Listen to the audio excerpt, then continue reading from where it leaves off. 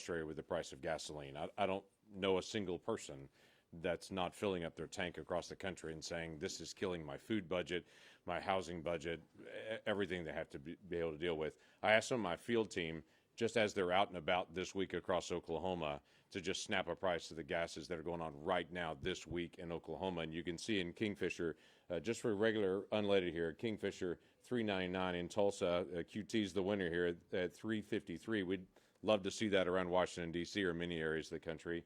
If you get into Marshall, Oklahoma, $4.29. You get to El Reno, Oklahoma, $3.95. In Moore, Oklahoma, $4. And in Caney, Oklahoma, $3.99. This is just what's just happened in the last 24 hours around my state. What's interesting is people look at this and they fill up their tank and they realize it's $75 to $125 to be able to fill up their tank with gas. What that really means for them is they can't travel more, they can't get out more, they can't do more because they understand I just can't afford to be able to do that. That's the real life decisions of Americans as they process through all this. Where did this come from? Well, currently the Biden administration is saying this is all Putin's fault. We know that's just factually not true. The price of gasoline rose from the day that President Biden came into office until the beginning of the war in Ukraine, $1 a gallon. $1 during that time period. How did that happen? Was that because of oil companies? Is over in the House of Representatives, they're dragging in oil companies, executives, and saying you're gouging prices? Well, actually, let's look at the math on this. Day one of the Biden administration, they stepped up and canceled the Keystone Pipeline. And people keep saying, why does that matter? Well, Canada produces heavy crude, the same type of heavy crude that comes out of Russia.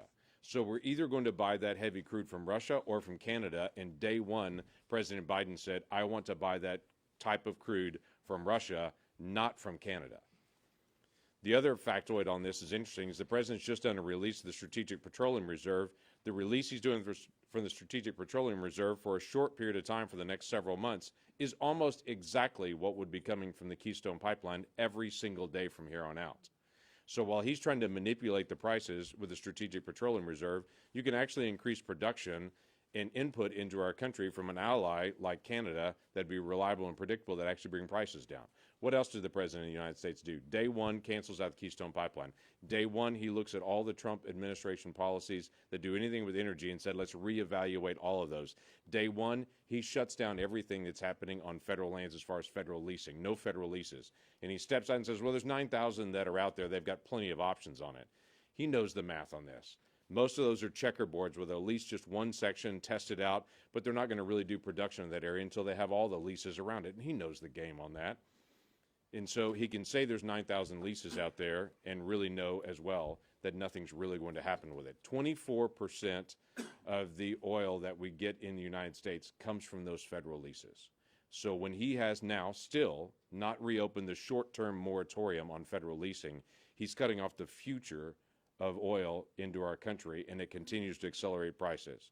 We've dealt with nominees that have come across the floor in the Senate that were the selection from the Biden administration, that their whole focus was how are they going to take away access to capital for oil and gas companies. And literally this week, the Biden administration announces that they want more American companies to do more production, but then this week they release their budget after saying to American companies, why aren't you producing more oil?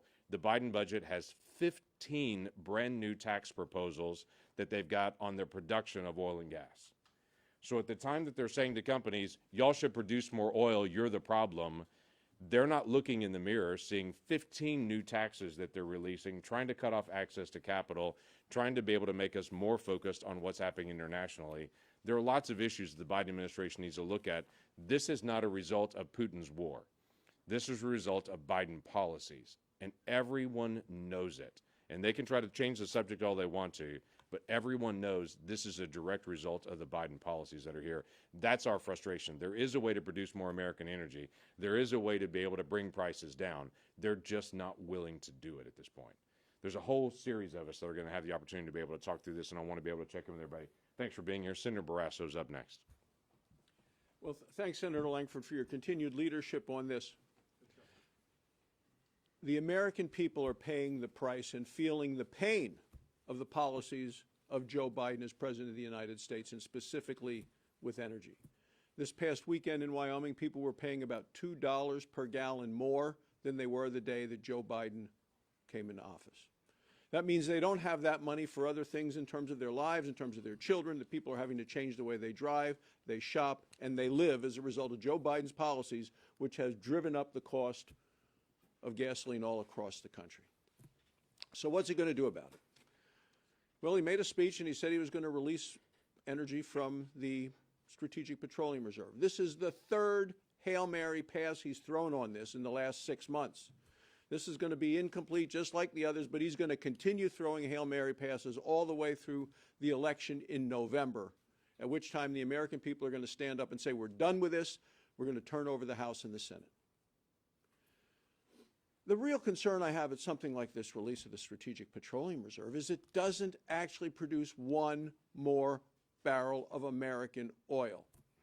And today we're producing 1.3 million barrels a day, fewer than we were back in 2019. And some people call this release a gimmick. I say it's much more dangerous than that. And the reason is because he's drawing this emergency supply down to a level that we haven't been down to that low level since 1984. So what happens if there's a real emergency? Look, the American people get it. They know what we need to do. We need to produce more American oil and gas. The president knows what he has to do, but he's refusing to do it because he is so beholden to the liberal left. He needs to allow for sales of oil and gas leases on public lands. There's not been a single one since he's been president. Needs to actually then give the permits to drill there. There's not been any of those since he's been president. And there are over 4,600 of them in limbo waiting. And then he has to allow for the pipelines to be built to move the oil and the gas to markets. Not allowing those either. Well, the president has a lot of people he wants to blame. He has a whole long list. We can go through all of them. He wants to blame COVID, supply chain, energy executives, Putin, all of them. The American people see through it. They're not buying it. So today in the House, the far left, the liberal left, the climate elitists are holding another hearing with energy company executives. They must have amnesia because they held a similar hearing in October, except what they were yelling about in October is they said, you shouldn't produce more energy, don't produce more. Today they're browbeating him to produce more. This is unbelievable. We continue to hear empty words from a Democrat Party and from a president, and their tank is empty today. Thank you, everyone, for being here. Under President Biden, we know that inflation is at a 40-year high, and all of our consumers are feeling this. All of our Iowa families, American families, are feeling pressure in their pocketbooks. Every good and service that they need on a daily basis has gone up in price. So with our gas prices, the average in Iowa this week hit around $3.80 a gallon. And we have seen in other areas around the United States where it's gone up over $5 a gallon. And for coastal elites, you know, maybe that's not so much. But I know in my home community of Red Oak, Iowa, that's a lot of money. And our families don't make that much to pay that, especially when families in our rural areas have to drive farther to go to work, when they have to commute longer distances to go to school. It's really impacting their ability to meet their bills on a daily, a weekly, and a monthly basis. So what are we seeing? Instead of addressing the issue, what we see is that the administration is doubling down on their deranged climate policy.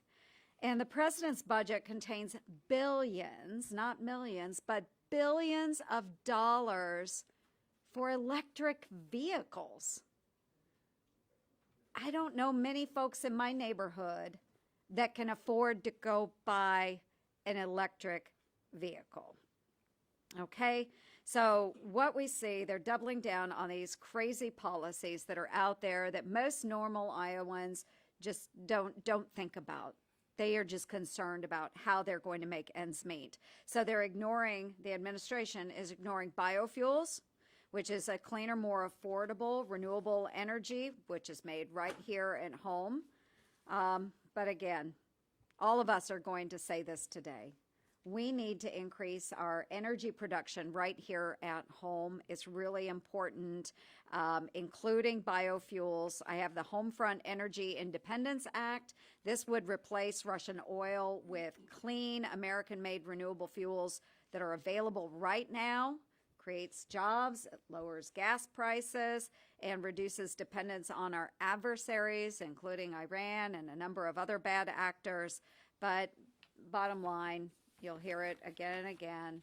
Under Biden's policies, Americans are able to afford less and less and less. And unless the administration starts moving away from the liberal left, Iowans and Americans are going to continue to feel the heat in their pocketbooks. Thank you.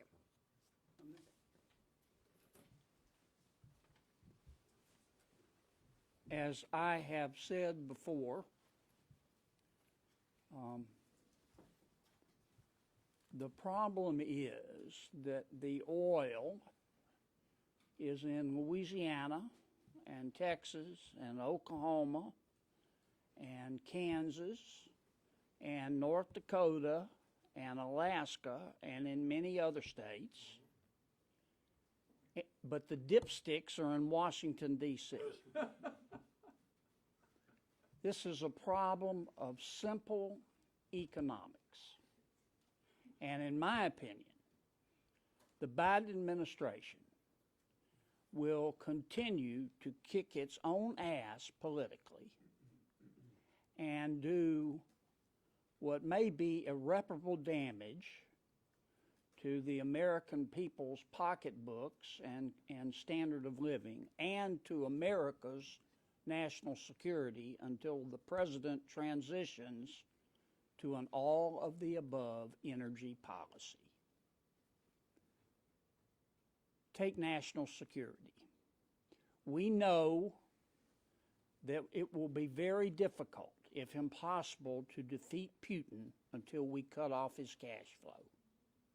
You can't cut off his cash flow until you cut off his oil and gas exports. You can't cut off his oil and gas sales, his exports, much of which go to Europe, until Europe has a way to replace the fossil fuels. America has a way to help Europe replace those fossil fuels, except for one problem. The Biden administration has put its boot on the neck of the oil and gas industry. And until the Biden administration takes it off, the American people and the Western world will continue to suffer. Good afternoon. The price of gas is a huge component in the cost of living of Kansans and Americans, and it's done nothing except go up. About $1.08 more in the first year of the Biden administration, and it's related to the policies of this administration. It's the fact that the Keystone Pipeline, it's the fact that no more leases. It's one thing after another with a belief that electricity is going to solve our transportation problems. You know, oil and gas is produced in the United States. Unfortunately, many of the components necessary for electric-powered vehicles is produced in places around the globe that are off limits and are our adversaries. We have homegrown solutions to our energy challenges, and this administration is refusing to accept or pursue any of them. So I would have thought there's lots of things to shake one's head at in Washington, D.C. Common sense, not necessarily politics, would tell us that at a time in which inflation, of which the price of oil and gas is a huge component, common sense, not politics, just common sense, even political common sense that would say how to satisfy Americans, the voters, would say, let's produce more oil and gas in the U.S. But no, the administration's first choice was let's ask Russia to produce more. If you're really worried about the climate aspect of oil and gas production, why would you not want oil and gas to be produced in the United States, where we refine our crude into gasoline in a much more environmentally sound way than any place else in the world. If you're really worried about oil and gas, why would you encourage Russia to increase their production? Then we face the national security aspect. So just common sense tells us to fight inflation, let's produce our own energy. Instead, every policy of this administration is to discourage, to decrease that opportunity. And then evil Vladimir Putin invades the Ukraine. So now for our national security. I thought, well, the Biden administration didn't do anything for inflation, for Americans, for Kansans, and the price at the pump. Incidentally, the price at the pump, that's a very small portion of the consequences of high gas and oil prices. Fertilizer to grow crops in Kansas is significantly made from components of natural gas. All the things that are produced in this country often, almost without exception, involve petroleum products. Everything goes up when the price of oil goes up. So one would have thought, well, the administration didn't do what they should have done to combat inflation. But now we have a national security challenge. Surely, in this circumstance, we'll decide that we're going to help Europe meet its needs. We'll better meet our needs. We wouldn't deplete our emergency supplies of oil at a time of national defense crises. But no, the administration chooses to go to Venezuela, to Iran. Let's look at those countries to help us out in a national security crisis. Once again, the administration has this totally wrong in a very dangerous way. Now it's not just the cost of living, it's also our national security and the lives of Ukrainians and the jeopardy of Europeans, because we continue to fund Russia, Vladimir Putin's war in Ukraine. This is the craziness of that one would hope we'd never see in a country that has the ability to meet its needs and help our allies, has the ability to do something about the price at the pump and the price of fertilizer and the price of products across the shelves of grocery stores and hardware stores of Kansas and the country. But for this strange reason of trying to satisfy the far left and the environmental extremists, we can't do anything that makes. This administration refuses to do the things that make just common sense to Kansans and Americans.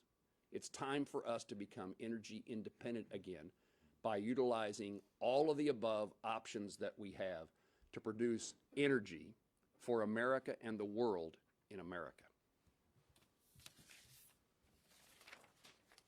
See, so, Hovind, you're up. Yeah, sorry, go ahead. No, that's cool.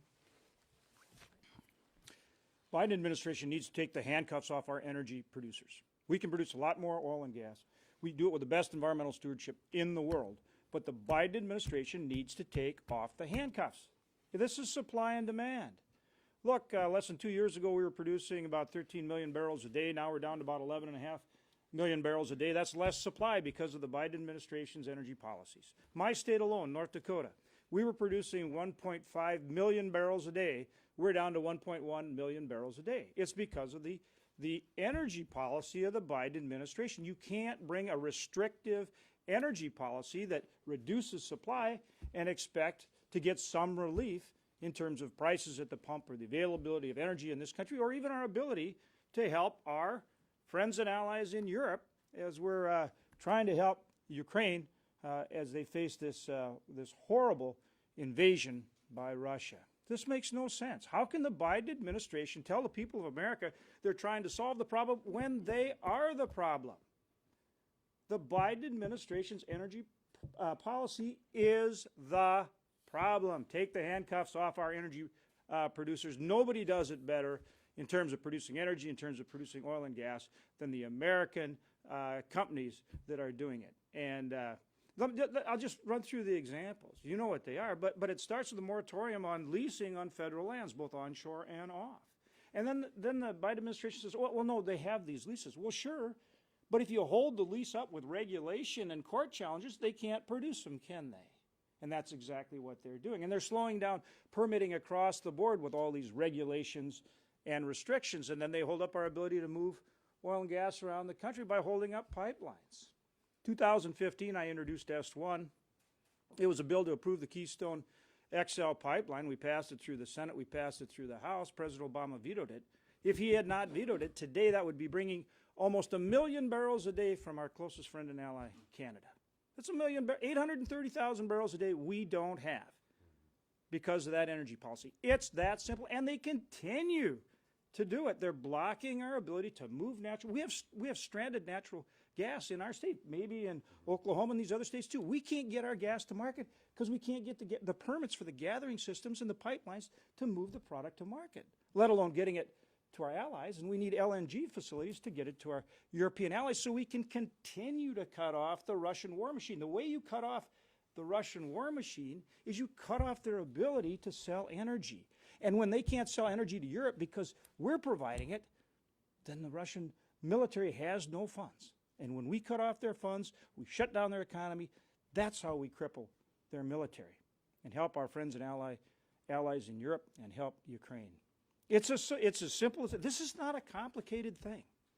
It's simple. It's supply and demand. And the Biden administration needs to quit telling the American people that they're trying to help when they are the problem. How do you put forward a budget with $2.5 trillion in taxes, a lot of those taxes on our energy producers? What signal does that send? Does that tell the energy producers to go out there and invest and produce more energy? When you say we're going to tax the living heck out of you if you do?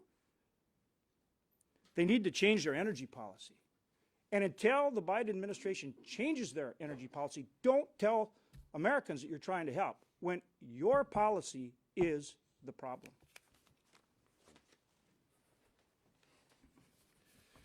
Well, if you're watching what's going on in the House right now, it's the closest thing to what you'll see as a show trial. It's kind of an annual rite of passage. They're bringing forward energy, oil and gas executives, and you guys all know what a show trial is. The subjects of the trial being publicly flogged for being guilty of something that is usually the fault of the very officials conducting the trial.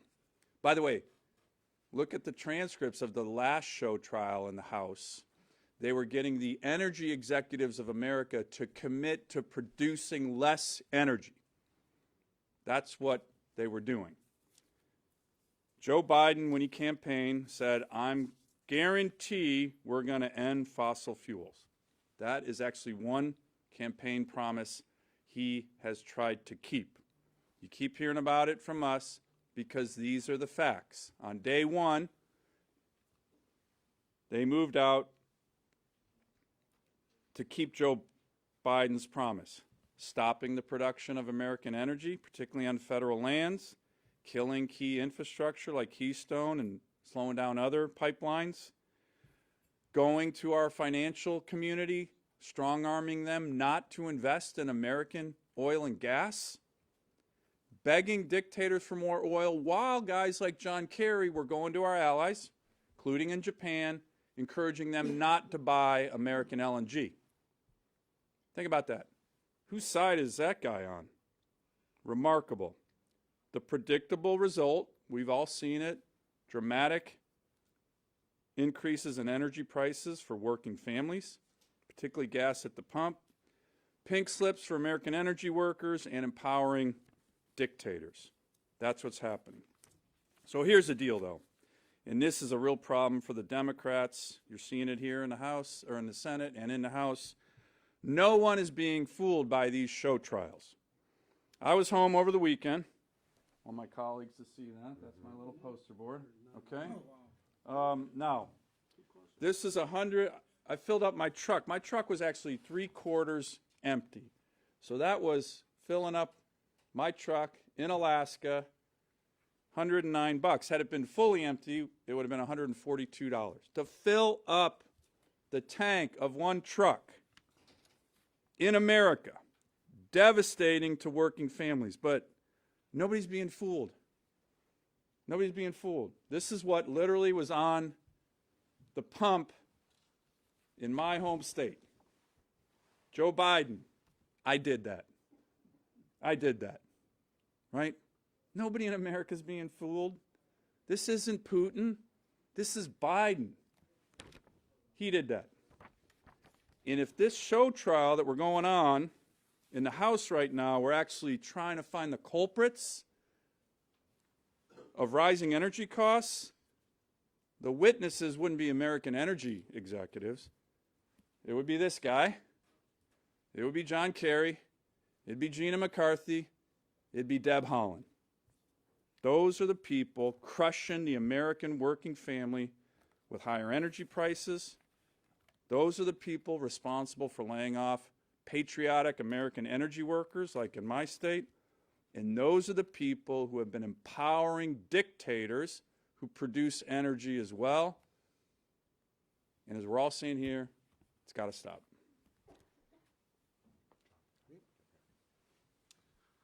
Well, when it comes to energy policy, common sense is needed, but unfortunately it's not that common here in Washington, D.C. when talking about energy policy. You've heard things like, well, the laws of supply and demand. Well, not even Joe Biden can repeal the law of supply and demand. Today, there are about 280 million cars on American roads that use gasoline, a petroleum product. And they got to run on something. And while in Texas, where Senator Cruz and I come from, we do believe in an all-of-the-above energy policy. We produce more electricity from wind turbines than any other state in the nation. But each of these has a role to play in our economy. And right now, we're playing what has become a world-class sport here in Washington, D.C., which is called the blame game, without offering any real solutions to the American people. Things like reducing the having a gas tax holiday, so you pay 18 cents less per gallon on your gas. Unfortunately, what they don't tell you is that denies us access to the funds that are necessary to build roads and bridges on which your vehicle can ride. Games like, well, let's release 1 million barrels a day from the strategic petroleum reserves.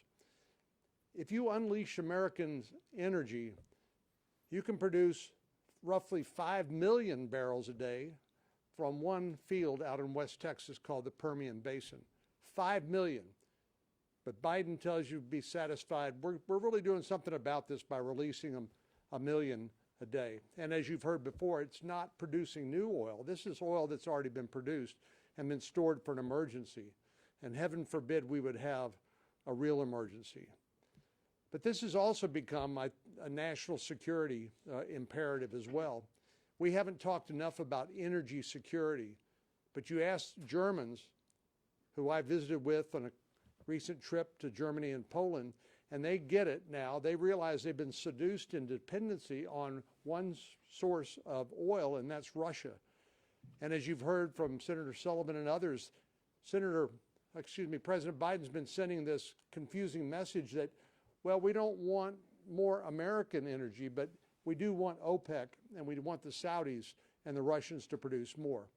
I mean, it's absolute chaos. We need to get back to basics when it comes to the law of supply and demand, and it starts with producing more domestic energy. We were a net energy exporter in 2017 before the Biden administration declared war on the American energy industry.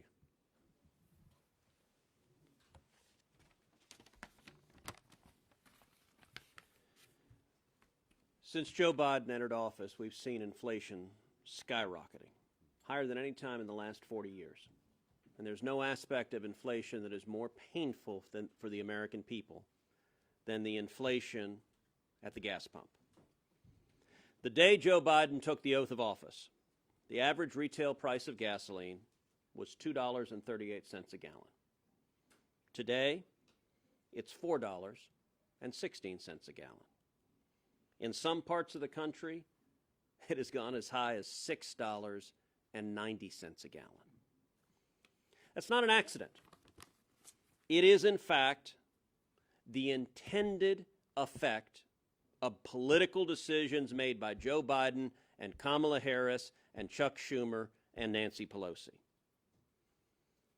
It is also not principally the result of the war in Ukraine. It was instead the result of Green New Deal zealots in the Biden administration before Putin's tanks had rolled into even 1 inch of Ukraine, gasoline prices had already risen 48% because of Biden's misguided policies.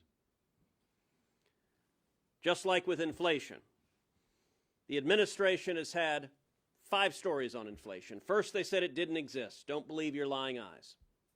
Then they said it's transitory. It exists, but it's going away soon. Their third explanation was it's a high-class problem, whatever that means. Their fourth explanation was, yes, it exists. No, it's not transitory, but it's a good thing. Inflation is a sign of just how well the economy's going. And now they've settled on Putin, Putin, Putin. Blame it all on Putin. Every Democrat has that talking point. Well, you know what? The person principally responsible for the price at the pump is Joe Biden. Here's what Joe Biden promised in the campaign for president. He said, quote, no more drilling on federal lands, no more drilling, including offshore, no ability for the oil industry to continue to drill, period. Ends. He told you what he was going to do, and he did it. When it costs you $100 to fill the tank of your truck, that's Joe Biden's fault. When it costs $100 to fill the family's minivan, that's Joe Biden's fault. A whole series of policies. On day one, he canceled the Keystone Pipeline. The next week, he stopped all federal oil and gas leases, stopping development on what produces 24% of the nation's energy. On May 7th, Biden's Interior announced plans to take 30% of U.S. land out of production. On June 1st, Biden repealed leases on the North Slope of Alaska, totaling 16 billion barrels of oil. On October 7th, Biden eliminated Trump's permit streamlining regulations. On October 29th, Biden's Interior began using the, quote, social costs of carbon in permitting, a new kind of analysis designed to deny permits and stop production. On March 21st, just a couple of weeks ago, Biden's Security and Exchange Commission announced new regulations aimed at reducing investment in oil and gas, cutting off equity financing, and cutting off debt financing. This is Biden's fault, and the American people are hurting every day at the gas pump. We had one thing to that as well. Then this last week, he announced 15 more taxes that he wants to be able to put on energy production. So it's been relentless in the process. Let me open this up for questions. What questions do you have? Yes, sir. Senator, the questioning today in the House hearing, the Democrats drilled down on these executives. That's funny. It's drilled down on the oil executives. That's clever. Yeah. Retrospectively intended. They drilled down on this question of capital expenditures, the fact that these companies are not investing in production. What policies would a Republican majority or Republican administration pursue to get these companies to invest in production rather than doing dividends and buybacks? So stability is the key aspect there. What these companies are facing is they're saying typically I'm going to increase 2 to 5% of production. How much risk can I take when the Biden administration announced this week they're going to do 15 new taxes on me, when they continue to make production more expensive, when they're limiting access to lands through federal leasing, when they're going after capital costs and saying I'm going to make getting access to capital more expensive.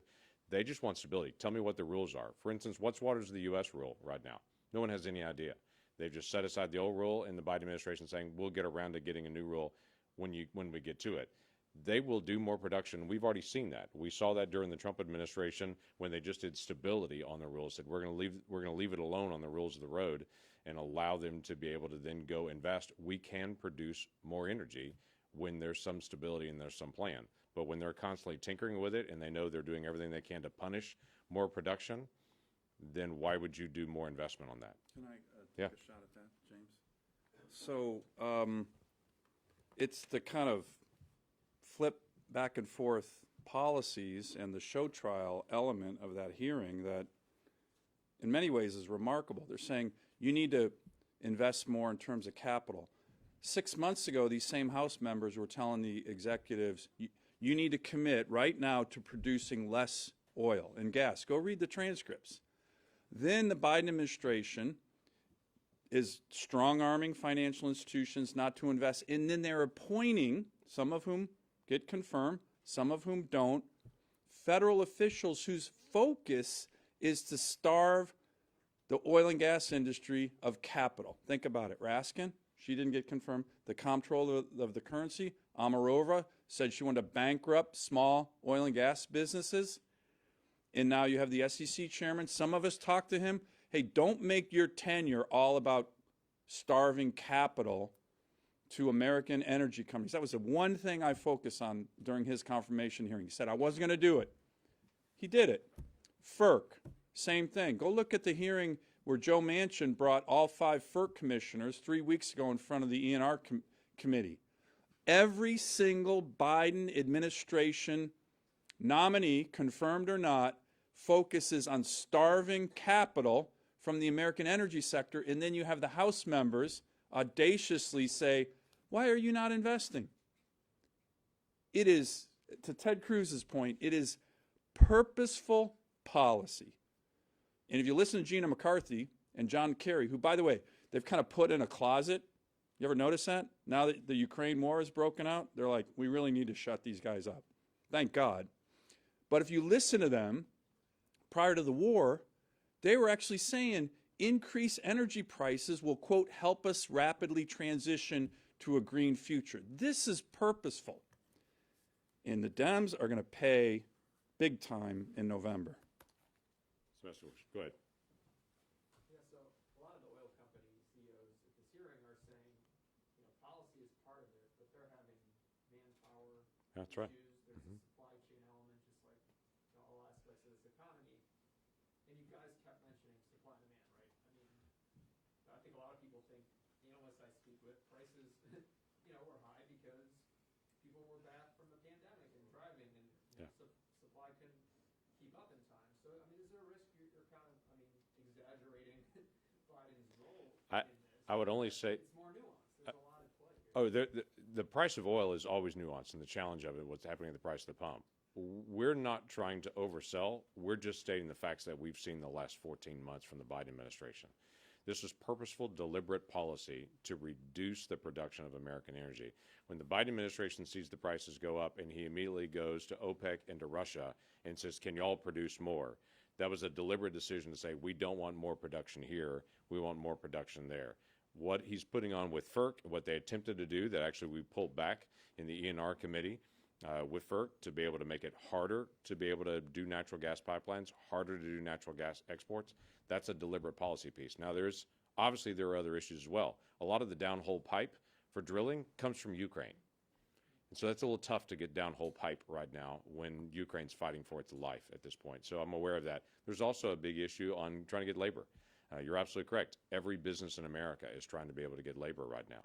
So all of those are realities of production.